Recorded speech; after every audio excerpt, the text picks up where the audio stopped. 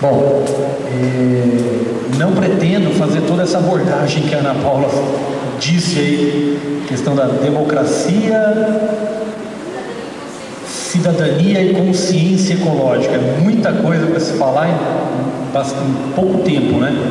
O que eu vou falar aqui é acerca da questão, algumas observações que eu gostaria de fazer apenas, tá? São algumas questões que eu gostaria de trazer para vocês. Eu queria começar essas palavras, as minhas palavras, pedindo licença para ler. Vocês tiveram oportunidade de dar uma olhada na Veja dessa semana agora? Não é a história do Lulinha aqui não, tá? É a Veja que aparece o Lulinha na capa, mas não é dele que eu estou querendo falar não. As páginas amarelas traz uma entrevista com o professor James Lovelock. Ele é inglês, é cientista, tem mais de 80 anos de idade, 87 anos de idade e ainda trabalha ainda a pleno vapor. Ele é criador de uma teoria que se chama hipótese Gaia, tá? Onde a Terra seria um ser vivo em transformação, tá? Então a Terra é um ser vivo, tá? E que está em constante efervescência, digamos assim, constante transformação. E a capacidade desse professor, por exemplo, ele é inventor de um aparelho que permitiu detectar o acúmulo do pesticida DDT nos seres vivos. Depois, ele também inventou um aparelho que ajudou a identificar o CFC, que é aquele gás utilizado em aerosóis, que foi um dos responsáveis pela destruição da camada de ozônio. Então, um sujeito altamente gabaritado. Só que é uma pessoa um pouco, como posso dizer assim, polêmica. Ele gosta de uma bela polêmica. E essa reportagem, essa entrevista com ele nessa semana, é uma entrevista estarrecedora. É uma entrevista assustadora. Eu não sei, eu não me recordo ao certo quando que foi, mas a revista Super Interessante, em algumas edições passadas, trouxe uma reportagem de capa, certo? A capa da revista era assim: o fim do mundo já começou, tá? Trazendo o quê? Trazendo a questão da devastação ambiental como hipótese do apocalipse. Então, o apocalipse é a questão da destruição ambiental, o homem se destruindo. Essa reportagem aqui é mais ou menos isso. O fim do mundo já começou e está bem próximo, tá? Ele diz o seguinte, em algumas passagens, que o aquecimento global, por exemplo,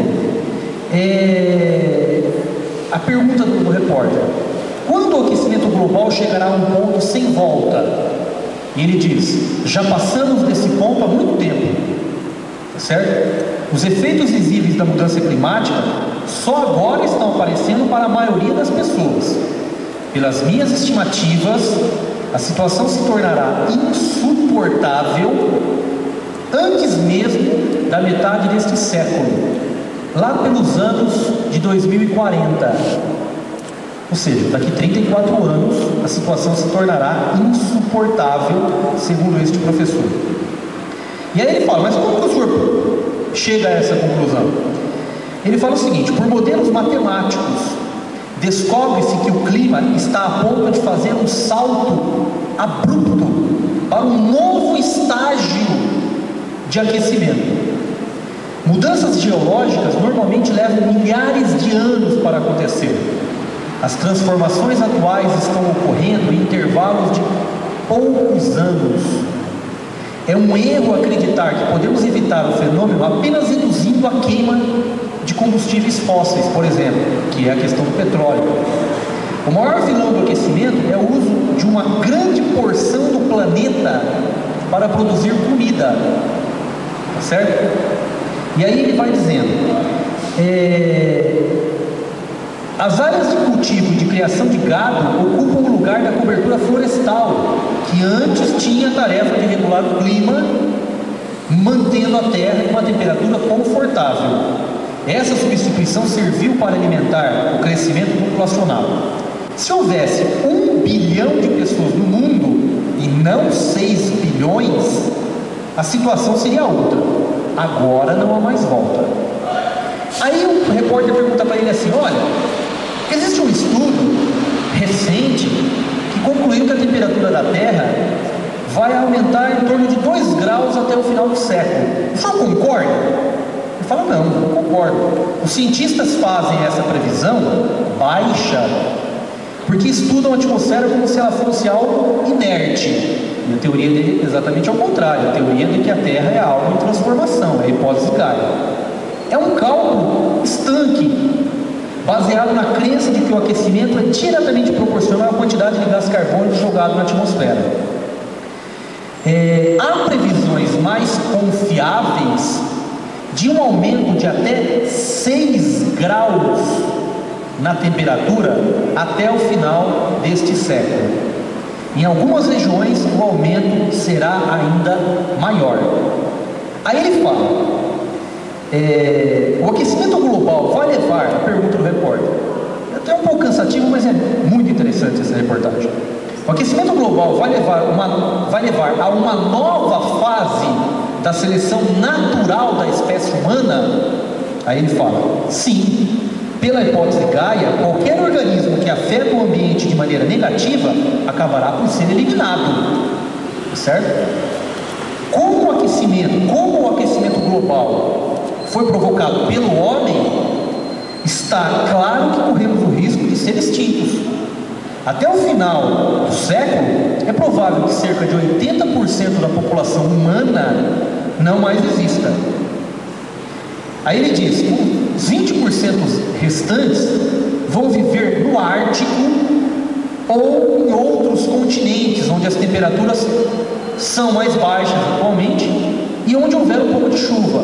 Então, os lugares adequados para morar, por exemplo, na Cordilheira dos Andes, no Canadá, na Sibéria, na Noruega, na Suécia, são lugares bastante adequados para se morar. Aí ele fala: na América Latina, por exemplo, essas regiões, aí ele fala, a maioria das regiões tropicais, incluindo praticamente todo o território brasileiro, será demasiadamente quente e seco para ser habitado. O mesmo ocorrerá na maior parte dos Estados Unidos, da China e assim por diante. Ele fala que o rio Ganges, por exemplo, irá desaparecer. Bom, eu não preciso terminar de ler aqui para a gente ver como que é eu só queria trazer essa reportagem para eu começar tratando da questão de consciência ecológica.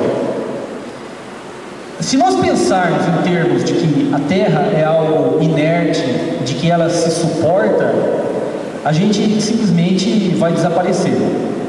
Nós precisamos fazer algo para que efetivamente possamos retornar a um estágio suportável, tá certo? O que eu queria fazer era simplesmente um parênteses. Tudo que eu vou falar a partir de agora, tenham em mente essa reportagem, se puderem depois lê-la de forma bastante tranquila. São informações bastante interessantes aqui, tá? O que nós vamos falar aqui? Eu vou procurar, a primeira coisa que a gente tem que ter em mente é o que é o Brasil.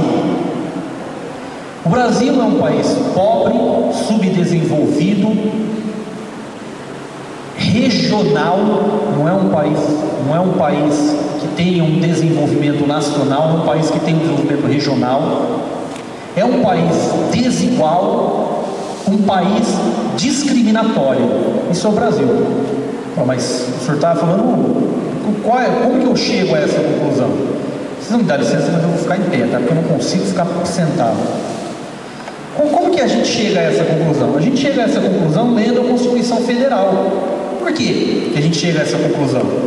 Porque se eu perguntar para qualquer um dos senhores aqui, qual que é o seu objetivo? Tá? Qual que é o seu objetivo? Qual que é o seu objetivo de ano, por exemplo? Terminar a monografia. É o objetivo dela do ano. Por que é o seu objetivo esse? Porque você não terminou a monografia. Se eu perguntar a alguns aqui, qual que é o objetivo? O objetivo é passar na OAB. Por que é passar na OAB? Porque você ainda não passou. Tá certo? As meninas lá no fundo concordam comigo. Olha lá. Por que é objetivo? Então, o que é objetivo? Objetivo é algo a ser alcançado. E a Constituição Federal, no seu artigo 3º, fala assim: são objetivos da República Federativa do Brasil. Bom, se ela fala que é objetivo da República Federativa do Brasil, ela está reconhecendo que aquilo que ela vai elencar é algo que ela ainda não atingiu.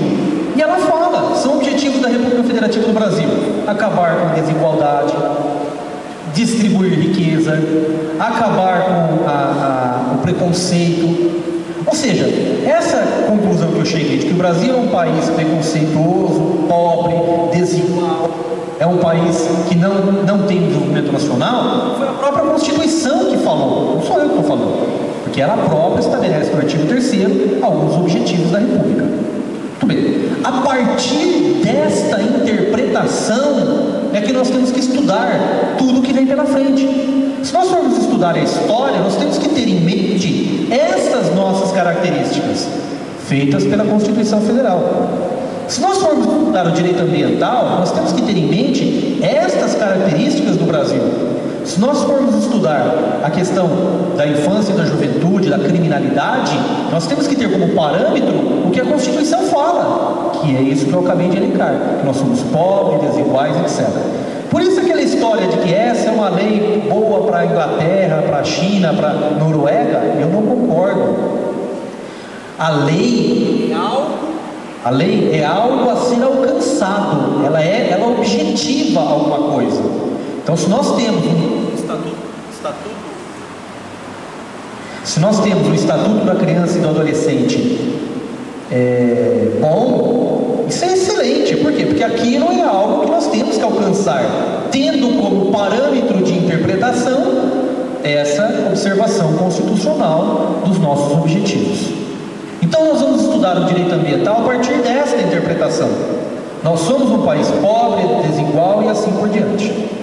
Muito bem. Mas o que é o direito ambiental? Qual que é um conceito que nós podemos dar de direito ambiental? O que é o direito ambiental? O que é o meio ambiente, não o direito ambiental? O que é o meio ambiente? Meio ambiente é tudo o que nos cerca. Tudo o que nos cerca é meio ambiente. Aliás, esta expressão, meio ambiente, é uma expressão antagônica, é uma expressão dúplice. É a mesma coisa de subir para cima e descer para baixo.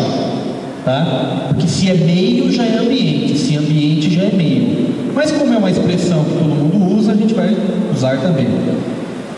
Meio ambiente, na verdade, nós podemos distingui-lo, dividir em 4 hipóteses de meio ambiente. É o meio ambiente natural, que é o meio ambiente das florestas, da fauna, da flora,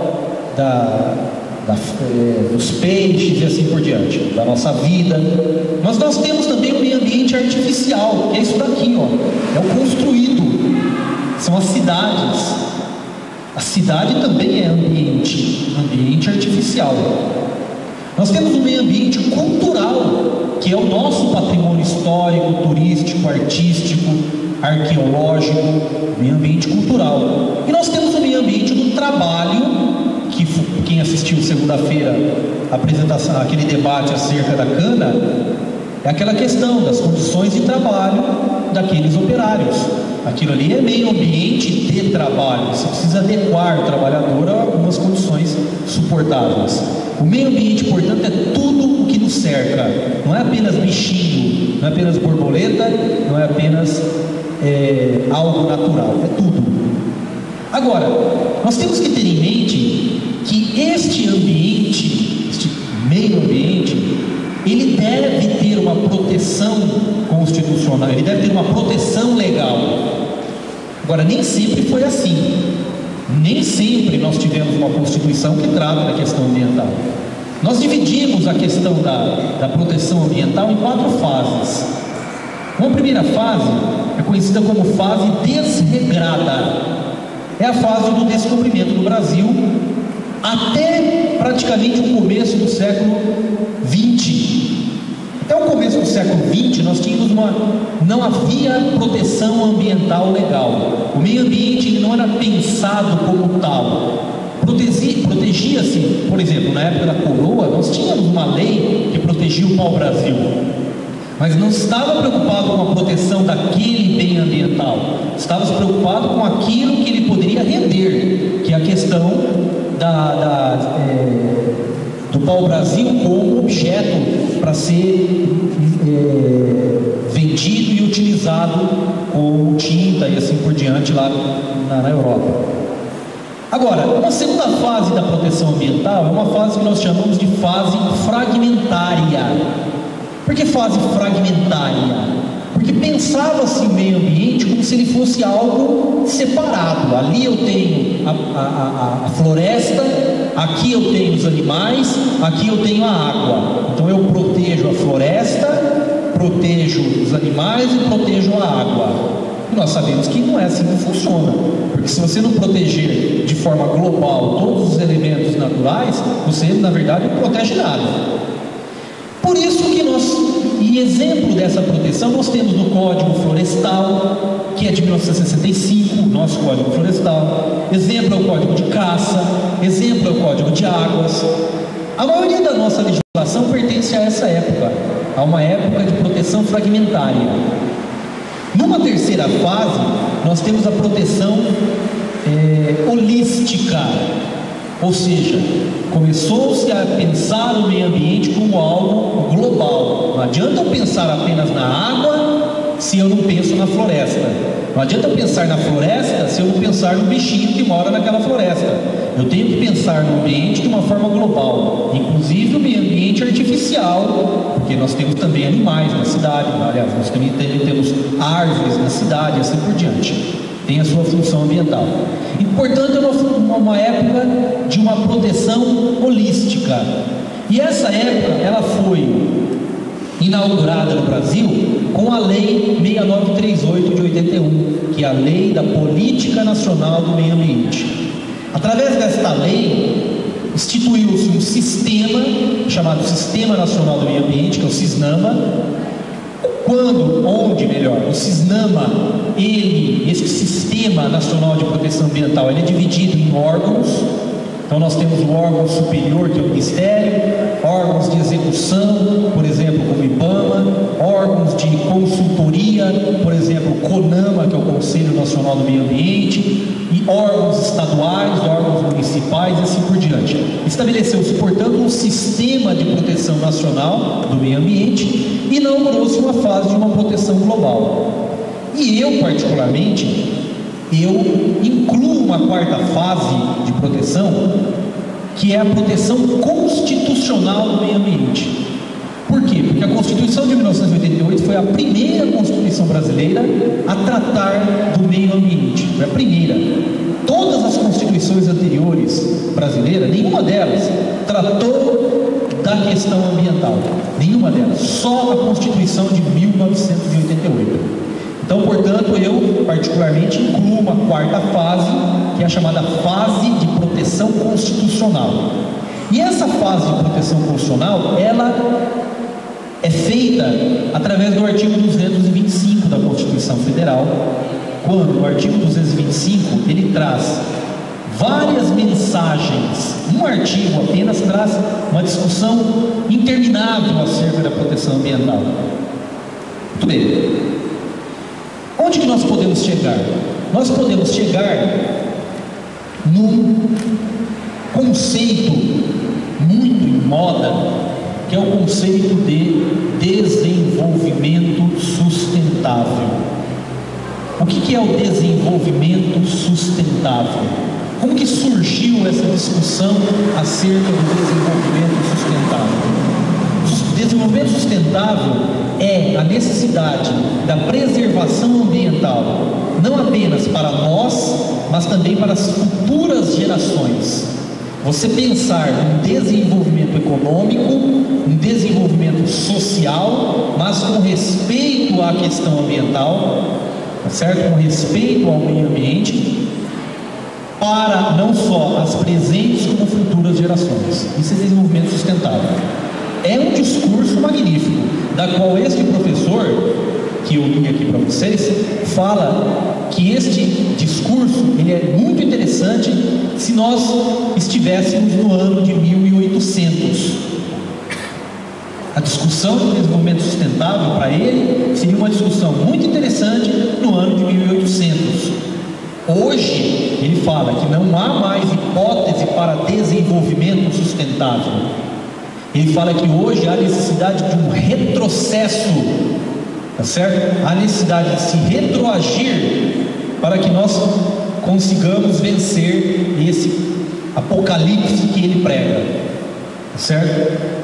Como que começou a discussão do desenvolvimento sustentável? Começou mais ou menos na década de 70, mais ou menos na época da Eco 72 em Estocolmo. Lá, da mesma forma como em 92 nós tivemos uma reunião da ONU, da Organização das Nações Unidas, um grande encontro mundial acerca da proteção ambiental, que foi feito em 92 no Brasil, no Rio de Janeiro, e em 72 foi realizado na cidade de Estocolmo. Lá em 1972 existiam dois grandes grupos totalmente opostos que brigavam acerca da questão ambiental. Um grupo era conhecido como Clube de Roma. Esse grupo, ele pregava o crescimento zero. Ele já pregava a política que é preconizada por esse professor, política do crescimento zero. Ele dizia o seguinte: há necessidade, e eles tinham razão, né? Em 72, de se parar com toda a hipótese de crescimento, de desenvolvimento, para tudo e vamos começar do zero, certo? E havia um outro grupo totalmente oposto que pregava o crescimento a qualquer custo. Vejam que são totalmente opostas as teses. Esse grupo do crescimento a qualquer custo foi liderado por um grande país, o maior país da América do Sul, por acaso o Brasil. O Brasil foi um daqueles que liderou a política do crescimento a qualquer custo, chegando inclusive ao cúmulo de lançar em jornais e revistas estrangeiras, europeias e americanas, para que as indústrias viessem ao Brasil tranquilamente, porque aqui não tinha essa de proteção ambiental. O nosso problema é crescer, nós temos que crescer. A ideia brasileira é que aquela política do crescimento zero era coisa de imperialista. Aquilo ali era coisa daqueles que não queriam que o Brasil crescesse. Então o Brasil desenvolveu essa teoria. E nós tivemos realmente um grande crescimento econômico no final da década de 70, que foi coincidentemente com a época do milagre econômico da década de 70. Só que Gaia, ela é um ser vivo e responde a isso.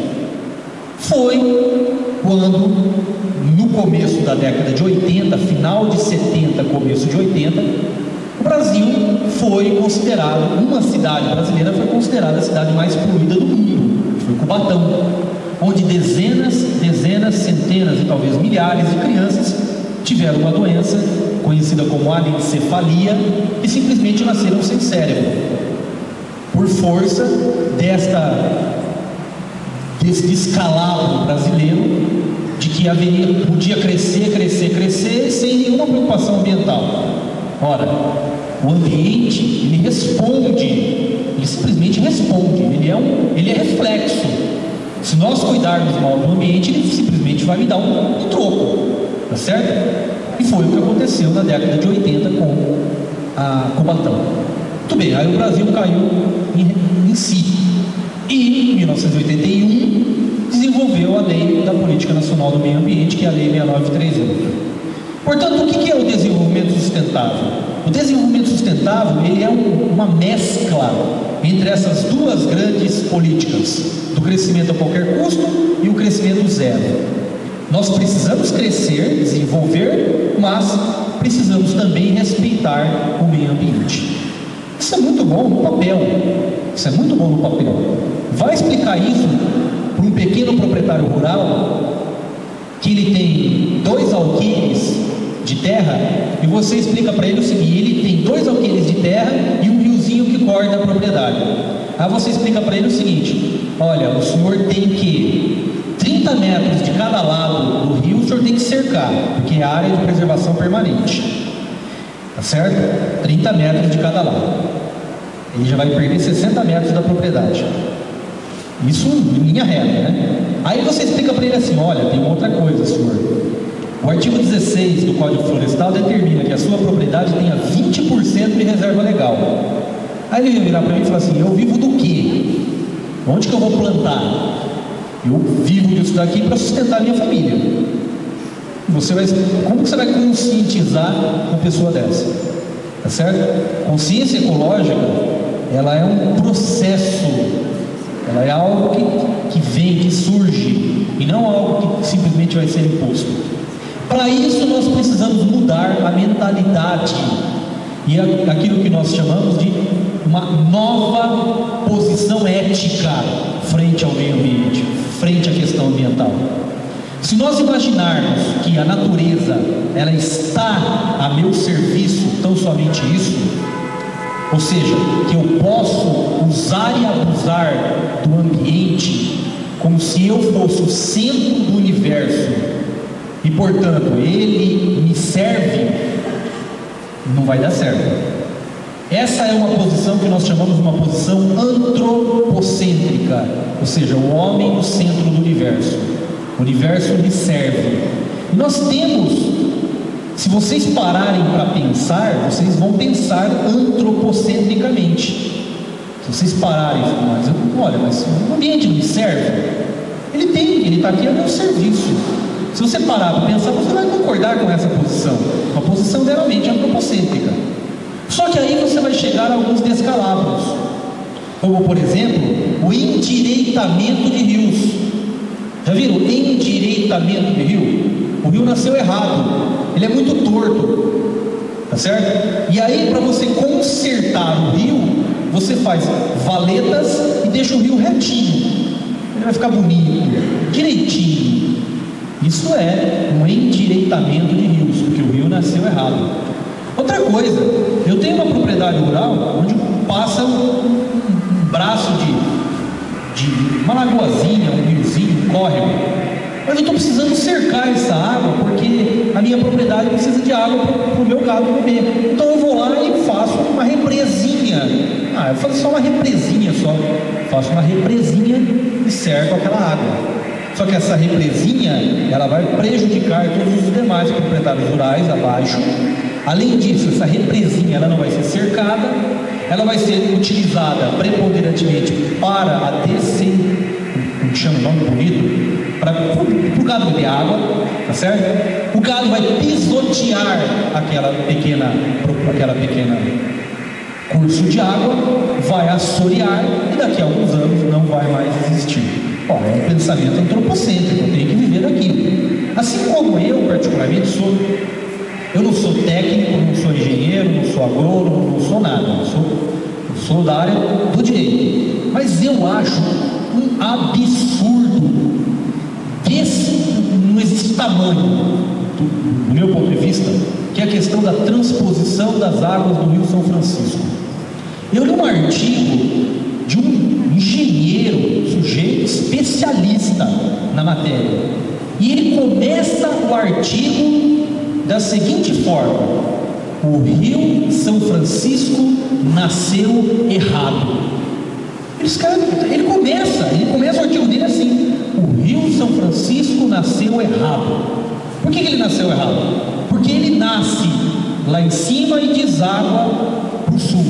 Então ele deveria ser o contrário, ele deveria ter nascido no sul e ter subido para o semiárido nordestino, onde ele poderia lá fazer a sua função ambiental para o semiárido. Então, por força dele ter nascido errado, eles vão inverter o curso do rio, né, a transposição das águas, vão inverter o curso do rio. Tem projeto de que serão criadas como se fosse uma espécie de cascata ou cachoeira, não sei, de 300 metros de altura, onde eles vão bombear as águas do Rio São Francisco até aquela altitude, para ela ganhar uma força grande e poder descer rio acima, onde serão utilizadas na fertilização do solo do semiárido. Coisa magnífica, uma engenharia magnífica. Ou seja, a natureza está a serviço do homem. A natureza nasceu errada, é a natureza que está errada, não o homem. Esta é uma posição antropocêntrica, que se nós continuarmos a ter essa posição, nós não vamos chegar a 2040, a gente vai chegar até 2020, 2030. Vocês têm ideia do calor que fez hoje nessa cidade, ontem e assim por diante? Imagina 6 graus acima, tá? É a média.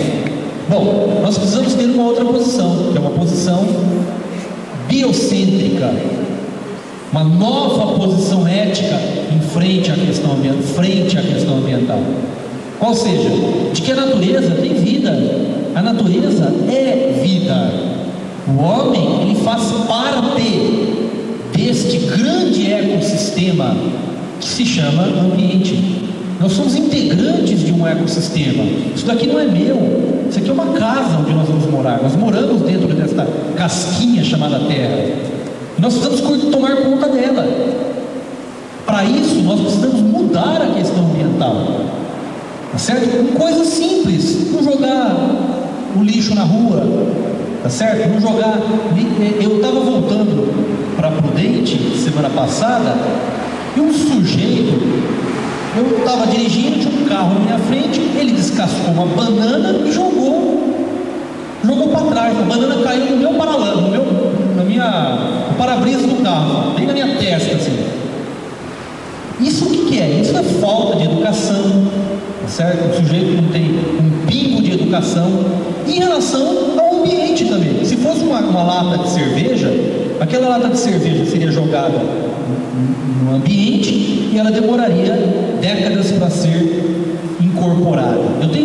Eu esqueci de trazer, eu sempre esqueço, na verdade. Vocês conhecem aquela lanchonete que chama Girafas, sabe? Não sei se tem Marília, Prudente tem, cidades tem. É uma lanchonete faz lanche, né? E eles têm um encarte muito legalzinho na bandeja. Tinha, não sei se ainda tem. Eu guardei.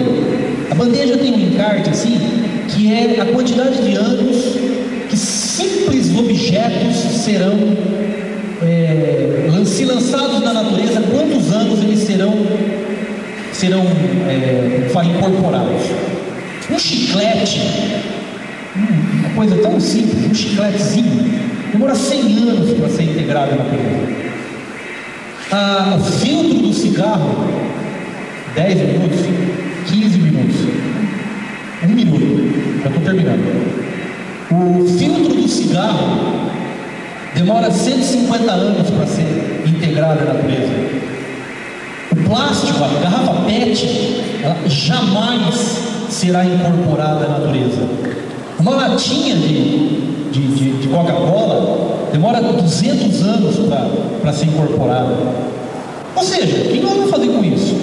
Para isso, a necessidade de aterro sanitário, a necessidade de reciclagem, assim por diante. Há necessidade, portanto, de uma mudança de posicionamento ético frente à questão ambiental. Nós precisamos mudar a nossa mentalidade para que nós possamos fazer algo para a natureza. E tendo como parâmetro essa linda reportagem apocalíptica feita por esse cientista. Se nós levarmos em conta essa reportagem, a gente simplesmente termina de fazer o serviço, né? Simplesmente a gente vai para casa e vamos jogar lata no meio da rua e assim por diante. Não acreditando nessa tragédia, nós devemos efetivamente fazer alguma coisa para que nós possamos trabalhar, possamos viver pelo menos de forma decente, tá? Como eu disse no começo, a minha pretensão não era nem 5% de falar sobre democracia, cidadania e consciência ecológica. Muito menos do que isso, Ana Paula, né? Mas eu queria simplesmente trazer esses dados para vocês, trazer essa discussão de forma bastante singela e de forma bastante simples. Eu agradeço muito a atenção de vocês.